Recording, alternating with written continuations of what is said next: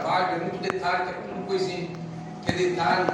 E o Espírito foi ministrando no meu coração, e eu não vou falar que seja um ano profético, né? O ano profético tal como nós escutamos. Eu entendo, não um ano profético, cada ano tem um tema profético. Eu entendo um caminho profético que se inicia em Gênesis e vem até a execução de todas as coisas, que é quando Jesus desce à terra, põe ordem no caos e reina sobre toda a terra, vai fazer novos céus e nova terra, e aí vai ter um milênio aqui, nós morando com o Senhor. Depois de Apocalipse 22, não tem mais história nenhuma. A história da humanidade, da redenção, vai até Apocalipse 22. Lógico, com certeza nós sabemos que depois disso nós continuaremos a viver com Ele, mas a história só nos dá um limite até aí. Então beleza.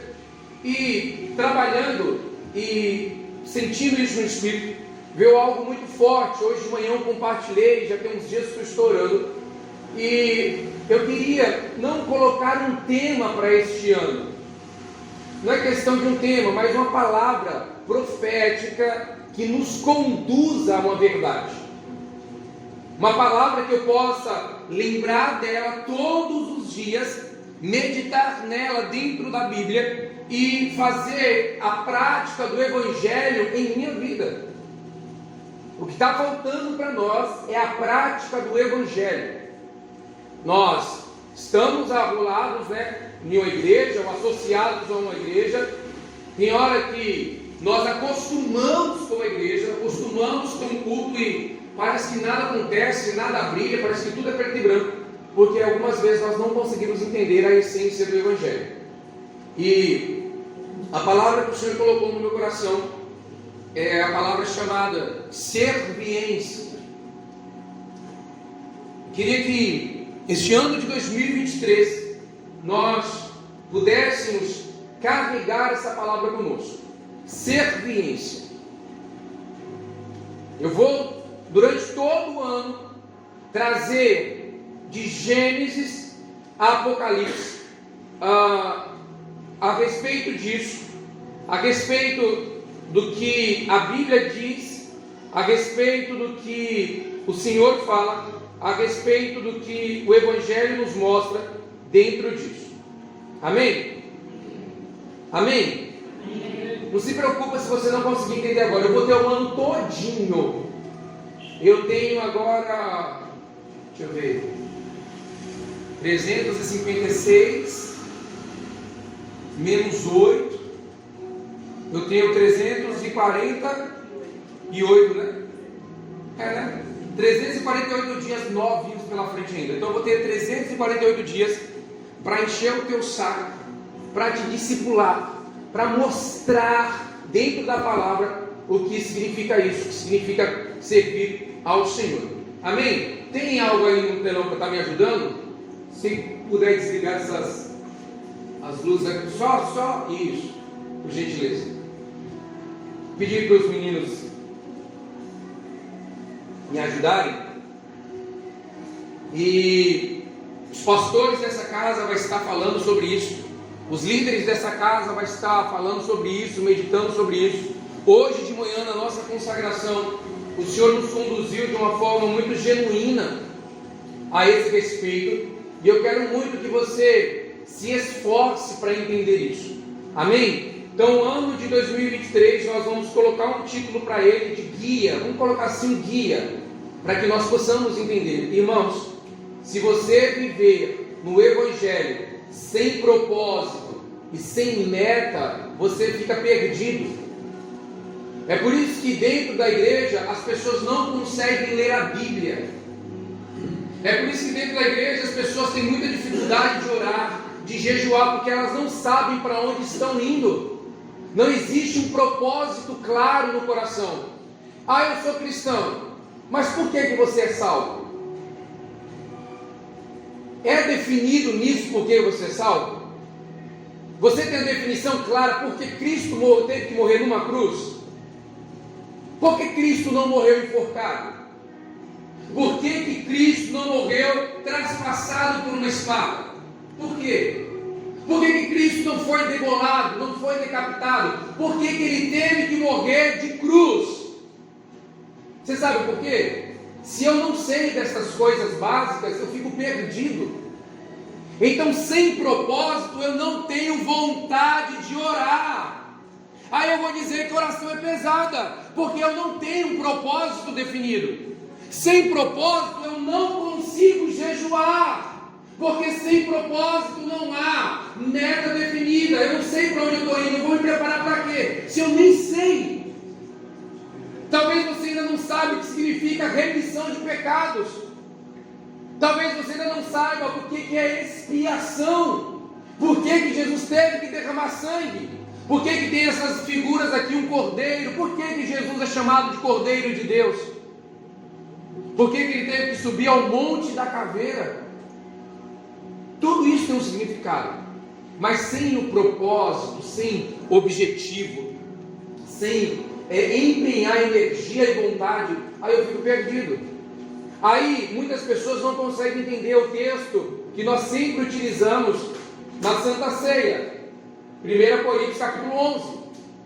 Aí Paulo fala bem assim: olha, eu recebi do Senhor, eu recebi. Paulo nunca esteve na mesa da Santa Ceia, mas ele recebeu. Ele, antes de começar a pregar, ele fica quase 14 anos estudando acerca de Jesus.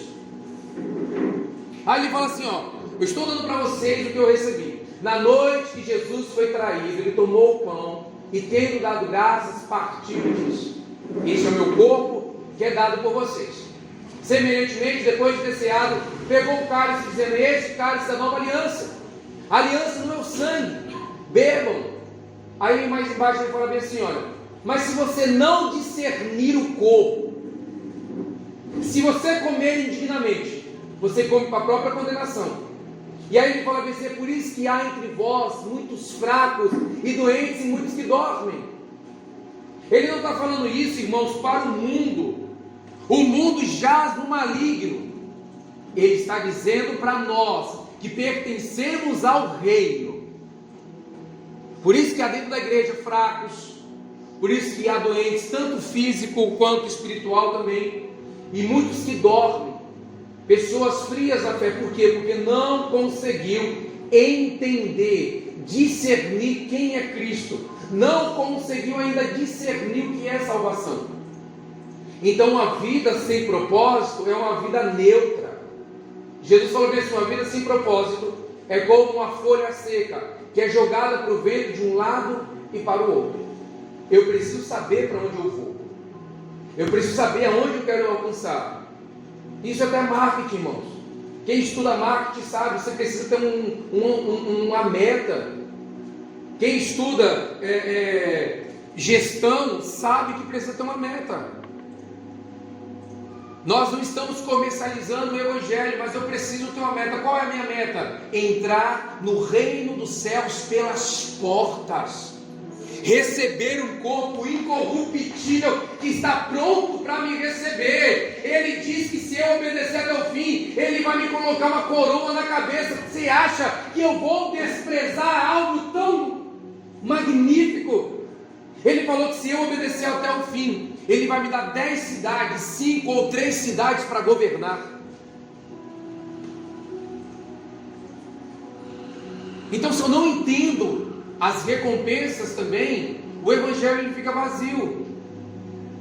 Mas isso só vai me ajudar a empenhar quando eu entendo o que a palavra requer de mim.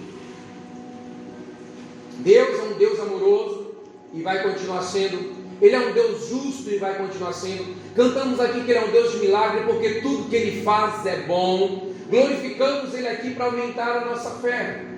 Mas Ele também tem padrões. Ele também tem exigências, como você é exigente. Você não aceita qualquer coisa das pessoas.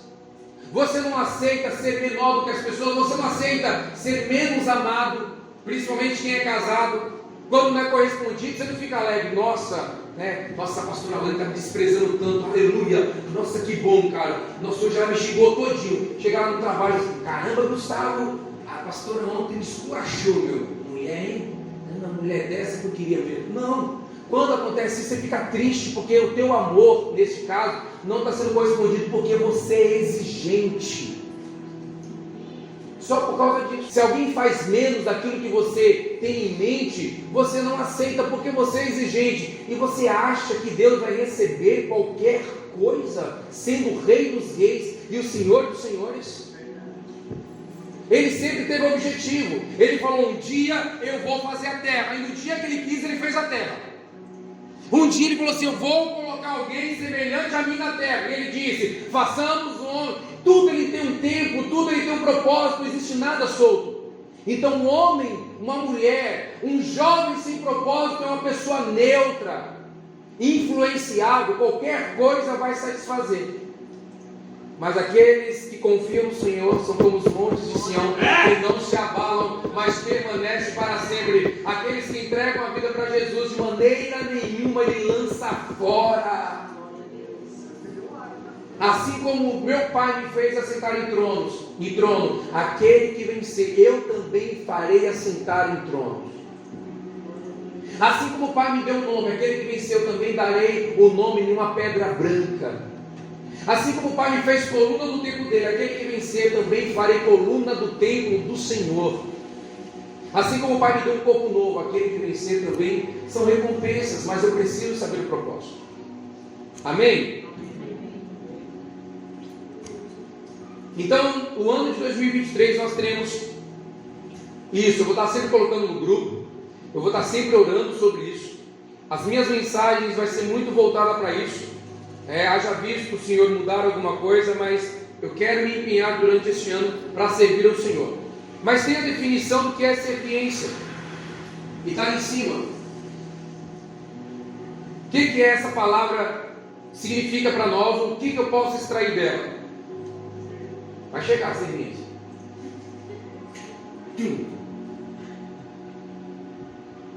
Não está lá não. Mas vamos falar aqui.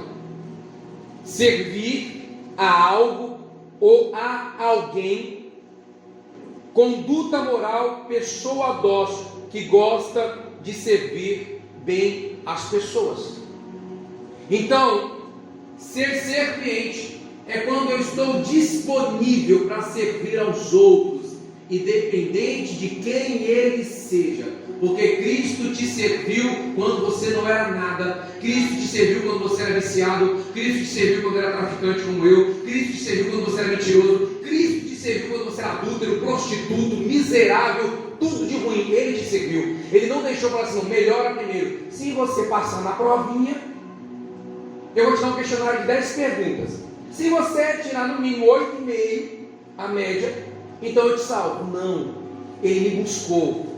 Sabe aonde que Jesus me buscou? Quando eu estava drogado, no meio do sítio. Estava eu, meu cunhado, na época namorando com a Lani, a pastora Lani, e aí a gente saiu para poder curtir, chegou lá, tinha um monte de mulher, um monte de droga, e enchia a caçapa. Aí, no meio, eu já pego pela droga, já doido. Eu fiz assim, no meio do pessoal, levantei a mão e comecei a pregar. Lembro como ontem, eu comecei a pregar para eles o conhecimento que eu tinha, o pouco conhecimento que eu tinha da Bíblia, eu comecei a pregar. E aí eles falaram: nossa, tá doidão. Na hora que eu levantei as mãos para poder pregar, não tinha mais nada em mim. Eu não sentia mais nada de peso, não sentia nada. Eu só sentia na mente: esse lugar não é meu, eu não posso estar aqui. Eu olhei para o João, falei: João, vamos para casa agora. E aí, quando nós estávamos no caminho, eu vi como um marimbondo, mas do tamanho de um urubu, mais ou menos, de um pássaro muito grande, o marimbondo começou a nos acompanhar. E eu falei: você está vendo o que eu estou vendo, João? Ele falou: estou. O demônio está nos acompanhando.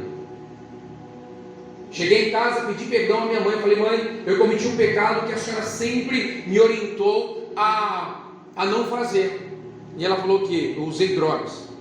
Ela falou: não tem problema, estou aqui para te ajudar.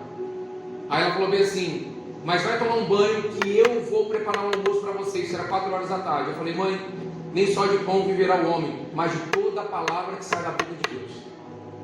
Tomei banho e fui dormir. E aí ali começou o processo de salvação da minha vida. E aí eu comecei a servir as pessoas.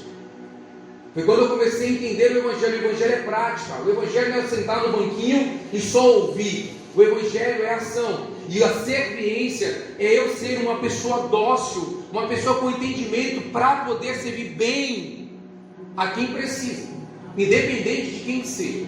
Independente se a pessoa é cristã, se a pessoa não é cristã, independente do seu segmento religioso, eu preciso servir, porque foi ali, naquele momento, que eu estava drogado, que eu estava perdido, que eu estava num lugar de prostituição, que Jesus me salvou. Foi na beira de um rio que ele me visitou, não foi dentro da igreja, não foi numa pregação de um belo pastor eloquente, não, foi no meio do mato, as pessoas falando e gente ainda usando. Foi ali que ele me encontrou. Então ele não esperou eu melhorar, ele me encontrou e ele me serviu. Então, se ele me serviu, eu preciso também servir. Então, a serviência é o ato de servir alguém com conduta moral, eu saber o que está acontecendo e fazer isso muito bem, com um coração dócil. Como é que Jesus te encontrou? Queria que você lembrasse agora como que Jesus te encontrou. Ele te encontrou apontando o dedo na tua cara e declarando o teu pecado? Ele chegou assim dizendo para você: ô miserável, eu sou Jesus, eu sou rei, eu tenho perdão e você é pecador, desgraçado. Você é mentiroso, foi assim?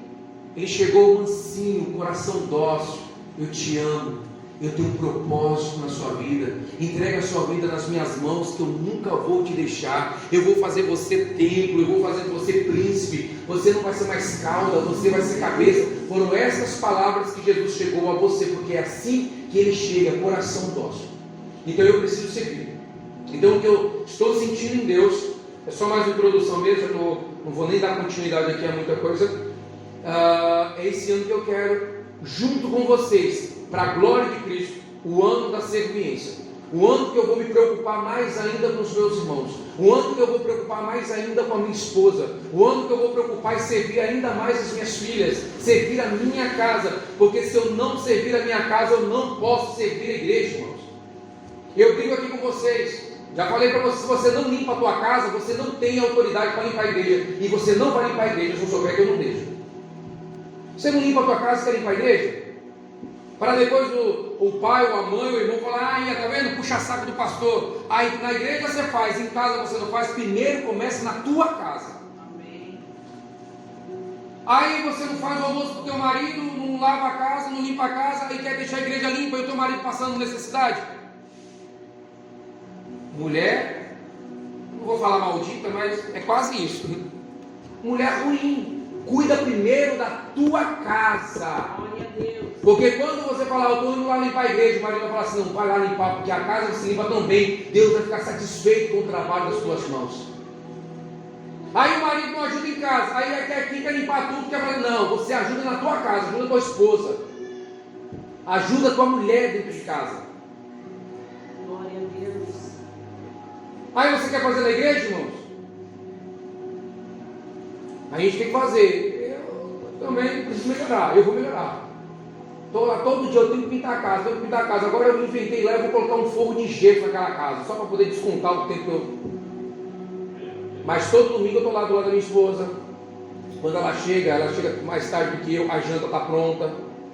Ultimamente eu estou meio preguiçoso, mas sempre foi assim. Domingo ela está lavando a louça e eu estou na pia lavando louça, lavando roupa, eu estou na pia lavando louça, fazendo comida. Tem que dividir, irmão. Ah, pastor, mas eu não sei. Aprenda, para que quando você fizer para Deus, você também tenha autoridade. Aí você é filho, aí você não arruma a tua cama, aí você não cuida do teu quarto, não ajuda nas tarefas de casa. Você quer ajudar aqui? Eu vou perguntar para a Fernanda, eu vou perguntar para a Patrícia, eu vou perguntar para quem mais? Para a Suzy, vou perguntar para todo mundo. Esse ano eu vou. Como é que está a Júlia aí, Fernanda? Ah, pastor, ela está meia. Então, Júlia, você não vai poder limpar a igreja. Eu vou fazer isso, viu? Porque se você não é um bom filho para os seus pais, você não pode ser um bom filho para Deus. Tem que servir, irmãos. Amor é serviço. Amor é assim: eu te amo, e as práticas não acompanham. É por isso que tem que servir.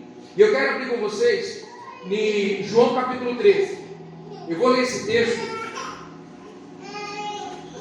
E eu vou dar continuidade no esboço que eu fiz, que eu não vou conseguir falar tudo hoje, né? Já vai dar 9 horas e eu não vou me alongar.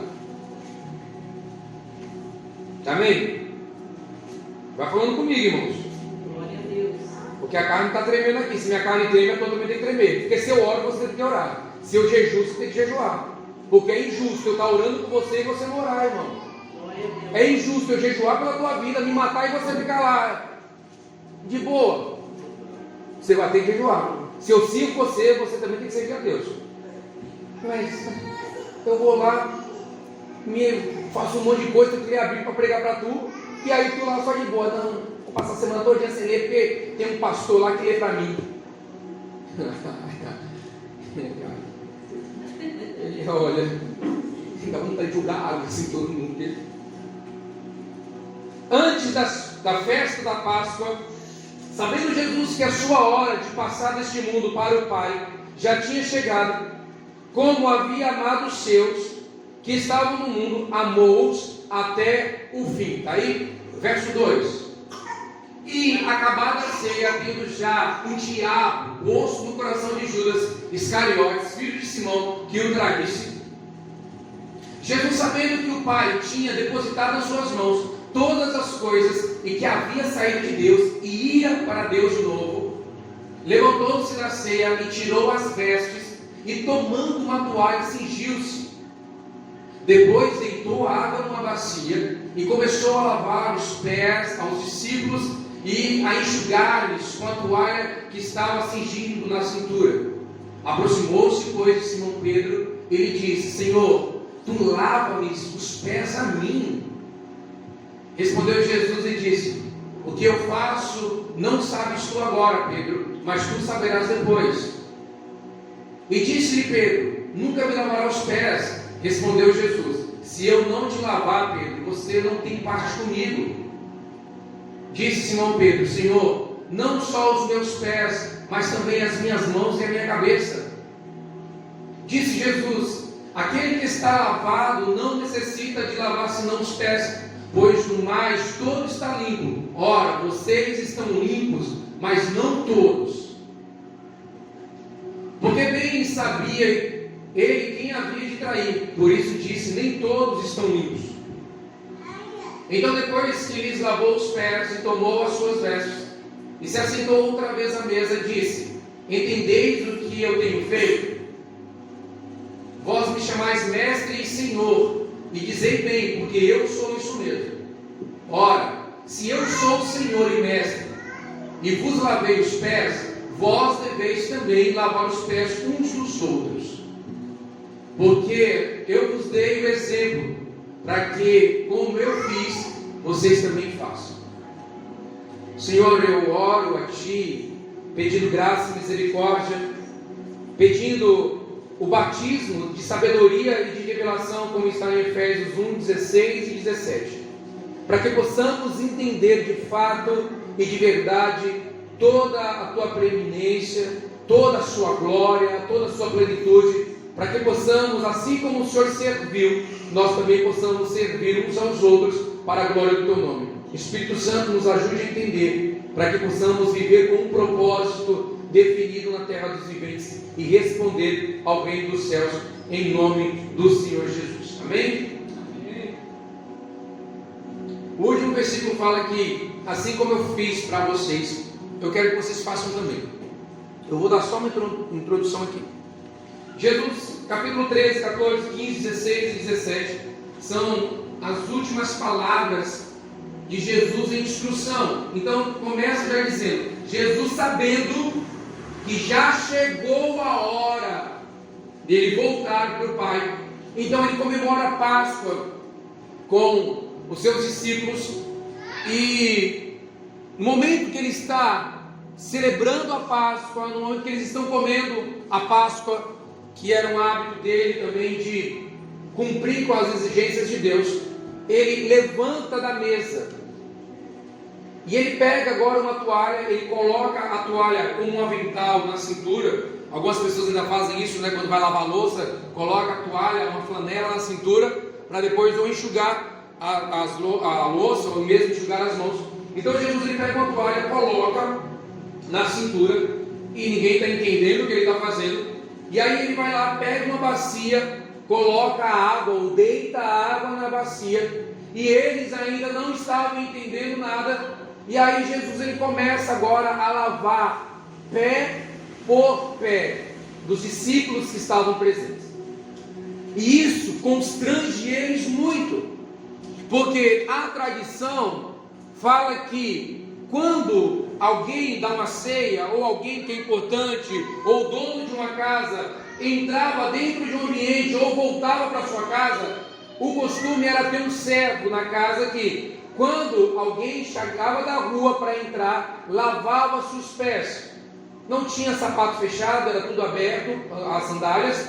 Então, como pegava muita poeira, o hábito deles era entrar dentro de uma casa. Se fosse naquela época, e aqui fosse uma sinagoga, o que ia ter que ter? Um empregado na frente da igreja, e todos vocês que viessem lá de fora, precisavam passar, e este servo ia lavar o teu pé e ia enxugar. Então ele estava dizendo que ele é o menor da casa, ele estava ali só para servir, para lavar os seus pés.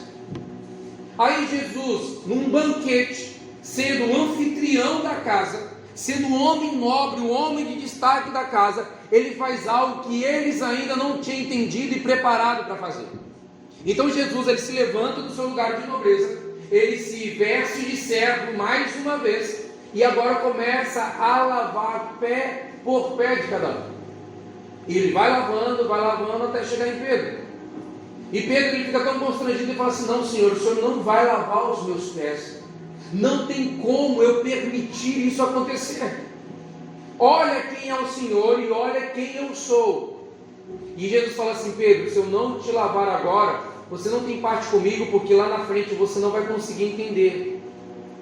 E aí Pedro fala bem assim, quando ele vê o ato poderoso, ele fala: não somente então os pés, eu estou mais ou menos entendendo, mas lava também a minha cabeça, lava também as minhas mãos.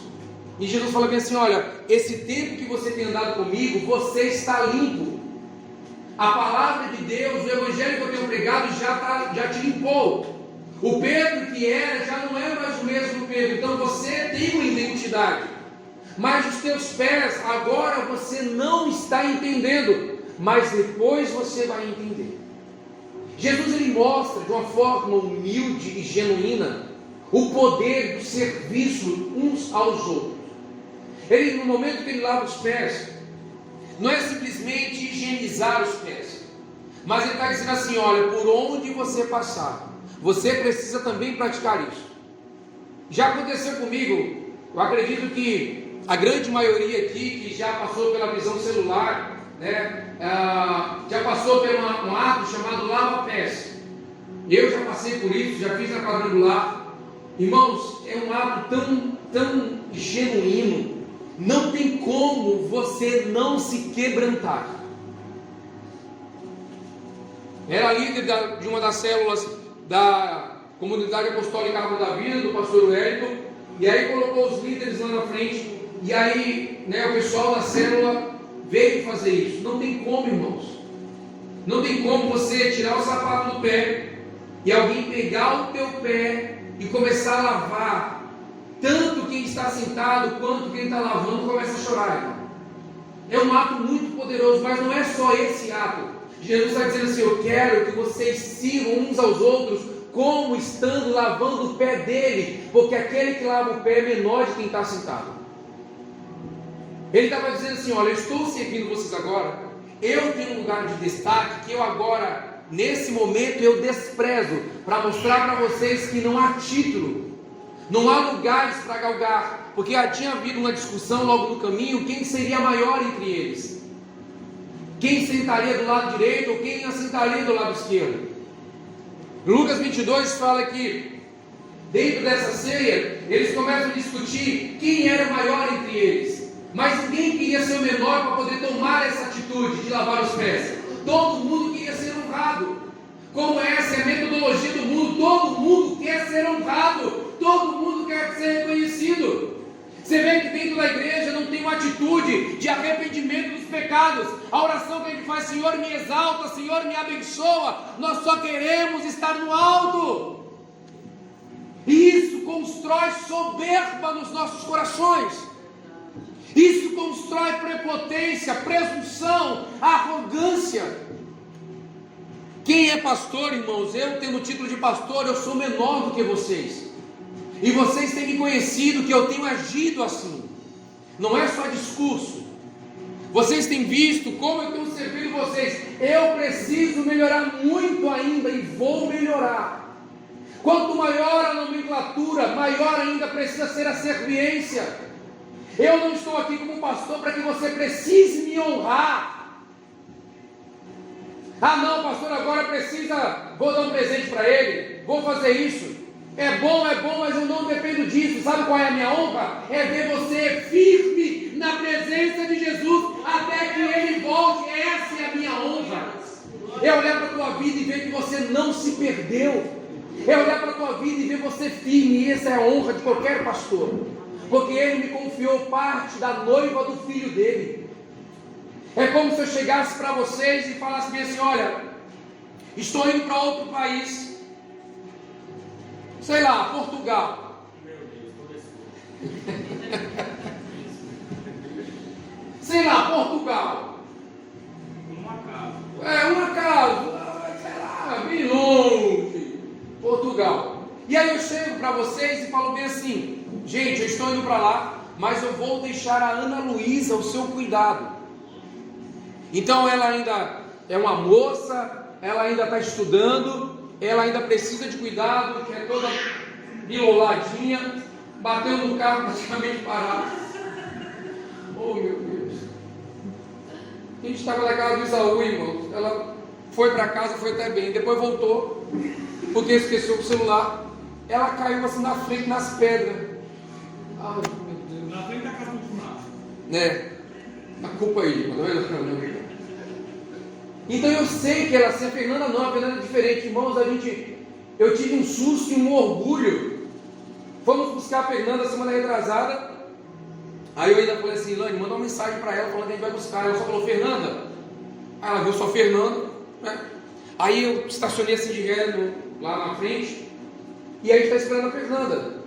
Daqui a pouco a Fernanda, irmão, sai com tudo, dirigindo o carro. Porque ela foi com o namorado, deixou o namorado lá no shopping de trabalho e voltou para o trabalho dela. Eu fiquei assim: meu, mas esses dias estava de fralda, agora ela está quase veloz e furiosa na minha frente. Toda bonitona, toda, sabe, irmão? Eu falei: mas esse dia estava aí. Então é como se eu pegasse para vocês e falasse: cuida da Ana Luísa para mim. Eu vou lá, mas eu volto. Quando eu voltar, eu quero ver a Ana Luísa como se eu estivesse cuidando. Foi o que Jesus fez comigo, confiando vocês nas minhas mãos. Vocês são ovelhas do pasto dele. Vocês são a noiva dele, do filho dele. E eu preciso cuidar de vocês e entregar vocês intactos para ele. Se eu flertar, se eu fizer qualquer coisa, eu perco a salvação, irmãos. Se eu me colocar entre Jesus e vocês, que você é a noiva, eu também faço parte, mas eu tenho a responsabilidade de conduzir aos pastos verdejantes. É por isso que eu preciso ser bom pastor, como ele é o bom pastor. Mas isso vem através do serviço. Então, Jesus está falando bem assim: olha, eu estou servindo vocês. Aí ele fala bem assim: se eu sou o mestre e senhor, estou servindo vocês? Parafraseando, por que vocês não servem uns aos outros? Se eu que sou o dono do mundo, se eu que criei todas as coisas, como a Bíblia fala, todas as coisas foram feitas por Ele, sem Ele nada destas coisas poderiam ter sido feitas. Ele sustenta todas as coisas pela palavra do poder. Se Ele, sendo dono de tudo, colocou uma toalha na cintura e se debruçou, se dobrou para lavar pés de pecadores, servindo, por que você não pode servir? Então o Evangelho não são conquistas de bênçãos. O Evangelho é uma prática de serviço constante, entendendo o propósito dele. Pessoas sem propósito são pessoas neutras. Então eu fico oscilando no que eu devo e não devo fazer. Paulo explica isso no livro de Gálatas. Ele fala bem assim: ó, a carne é contra o Espírito que é Deus. Essa carne, essa matéria pecaminosa só quer o mundo. Então essa carne luta contra o Espírito. Os dois têm uma luta tão ferrenha que nós ficamos com dúvida do que fazer. Você já ficou com dúvida de fazer algo?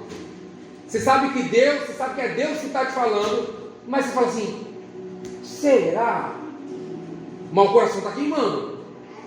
Aí tu fala assim: é coisa da minha cabeça. Ó, cabeça, para de pensar. E aí o coração queima. Você fica com dúvida? Então é isso que tem que fazer. Então é a luta do velho homem com o novo homem. O homem pecador adâmico com o homem de Jesus Cristo. Então, se eu não tenho propósito, eu vou viver com dúvida. Então, nem eu mesmo sei o que eu quero. Uma pessoa que não sabe o que quer, ela assina um atestado de óbito. Ela está dizendo assim: eu só presto para vegetar. Você precisa saber o que você quer. Então, Jesus está dizendo: eu estou dizendo que eu não vim para servir, como diz também Marcos 10:45. Eu não vim para ser servido, eu vim para servir. Então o propósito de Jesus era mostrar com obras o serviço de Deus. Hoje de manhã, o Espírito foi nos conduzindo, muito gostoso, na consagração, com esse entendimento. Então é isso que eu estou trazendo para vocês. E é este entendimento que nós iremos viver durante este ano. Eu preciso.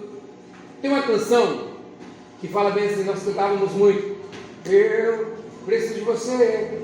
Você precisa de mim. Nós precisamos de Cristo. Até o fim, sem cessar, sem parar, sem crer, sem chorar. É essa música. Eu preciso de você. Você precisa de mim. Nós precisamos de Cristo até o fim. Então é um serviço, é servindo bem uns aos outros. Você que é filho, você precisa servir o teu pai, você precisa obedecer. Existem 2 mandamentos dos 10 que só eles que têm bênção: é o guardar o sábado. Nós voltaremos em breve a guardar o sábado, porque vai ser diferenciado 2 datas semanais de quem serve a Deus e de quem não serve. É bem possível que será intitulado agora: os cristãos em Deus guardar o sábado e aqueles que são pagãos guardar o domingo. Então vai ser decretado quem é crente e quem não é crente. Aí é na hora que vai começar a perseguição sobre um. E aí quem não trabalhar no sábado, quem guardar no sábado sabe que é cristão. E aí na hora que o bicho vai pegar, a tropa de elite, o sururo de roer, pegar, também vai pegar você. Mais ou menos isso. Mas quem está em Cristo pode vir diabo, pode vir inferno. Quem está em Cristo, a morte já foi sepultada. Não existe mais poder do pecado sobre aqueles que estão em Cristo, porque Ele fez nova todas as coisas. As coisas velhas passaram, mas tudo Ele fez novo. Agora é uma nova criatura. Agora eu sou blindado. Vem! Pastor, você é ousado. E eu sou mesmo, irmão. Porque eu jejuo, eu oro. E eu preciso permanecer de pé. Então não é mais o diabo que manda em mim, sou eu que mando. É a Bíblia que fala: o diabo tem por obrigação de me obedecer no nome de Jesus. Eu não vou lá afrontá-lo. Não vou sair daqui e chegar na casa, numa casa espírita ou algum segmento. E aí, irmão? Cheguei. Aí está lá o satanista. E aí, está fazendo o que aí? Não. Respeito ele, é isso que você acredita. Enfim, se algum dia eu tiver a oportunidade de conversar com ele acerca de Jesus, eu vou falar. Mas a Bíblia fala que as portas do inferno não prevalecerão contra a igreja. Não é que o inferno resiste à igreja. Você já viu porta atacar? A função da porta é só resistir, irmãos. Você não pega a porta e bate no ladrão: pá, sai daqui. Não, você tranca por dentro para ele não entrar.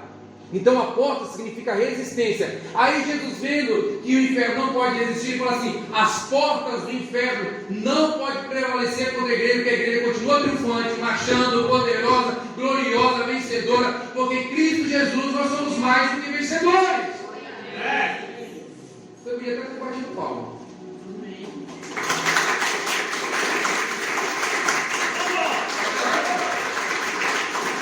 Amém? Então eu vou dar dando continuidade a isso. É tanto que eu só li esse versículo, tinha mais coisas para a gente poder ler. Eu quero que você entenda isso.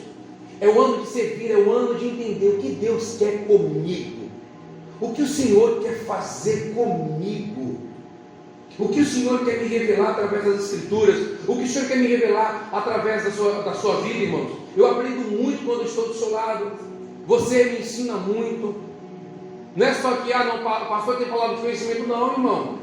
Eu também estou sujeito a aprender com você todos os dias, mas sem ser visto.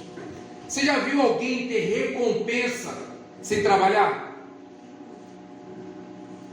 Só se for alguma herança, né, que já é de direito. Então não é recompensa, é um direito. Herança não é recompensa, é direito. É por isso que Deus, quando você recebeu Jesus como Senhor e Salvador, Ele te deu herança, Ele te deu um direito. Aí não é recompensa, é direito de salvação. Mas quando a pessoa trabalha, não é bonito? A pessoa veio do nada. Hoje eu falei do Pelé, de manhã. O cara veio lá da cidade de Três Corações. Do nada, casa assoalho de madeira, um monte de necessidade. Daqui a pouco começa a jogar, e pegou um título que ninguém ainda no mundo tem: o rei do futebol. Aí o cara vai lá, não fala nem fazer uma sorte, fala assim: eu vou fazer um azar. Aí joga na loteria, aí ganha 500 milhões. Se você pegar 500 milhões e investir na poupança, as suas 30 gerações daqui para frente não perde nunca esse dinheiro. 500 milhões na poupança vai gerar uma renda vitalícia para você, teus filhos, teus netos, bisnetos, tataraneto, pentaneto, quadraneto, sei lá, décimaneto. Ninguém mais vai trabalhar. Mas vendo um cara que nem o Pelé, vamos colocar assim, que faleceu semana retrasada, e vendo um cara que ganhou na loteria sem esforço nenhum, qual é a glória dos dois? Qual é a pessoa que você gostaria de imitar? Um cara que veio do nada, mas se esforçou, foi lá, esforçou e fez. Um cara que foi lá, não, vou pegar um número aqui qualquer, 6, 12, 24, 32, 77 e 99. Pode jogar que você ganha mesmo. Mentira. Não mentira. Ó, gravado aqui, hein? Amém? Você quer somente aquele que se esforçou, então você se espelha nele. Puxa, tá aqui, irmãos, eu vi como que esse cara aqui começou. Pequenininho, emburrado. O pai dele pegou a loja de carro, se eu não me engano, acho que tinha 6 ou 7 carros. E hoje está reformando a loja cheia de carro, com casa, com sítio, trabalho. É bom você ver uma pessoa que chegou do nada, veio lá de Santo André, sem nada, sem destino. A mãe dele um dia chegou na frente da igreja, lá do Balneário Maracanã, com ele e seus 2 irmãos, Murilo e Pietro, desesperada, querendo sumir no mundo. Eu falei assim: Deus mudará a tua história.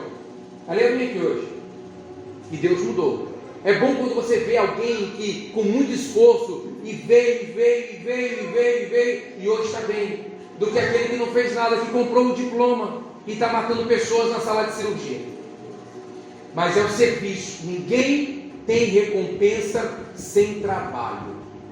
Não existe recompensa no reino dos céus sem trabalho. Não existe. A Bíblia está falando assim: tu é preguiçoso? Vai aprender com as formigas.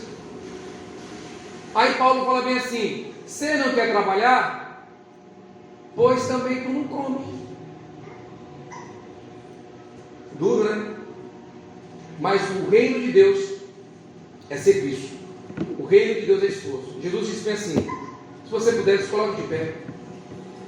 Jesus disse assim, que o reino de Deus é tomado por esforço, e aqueles que se esforçam se apoderam dele. Então este ano é um ano de serviço ou serviência. Não é um ano de escravidão, irmãos.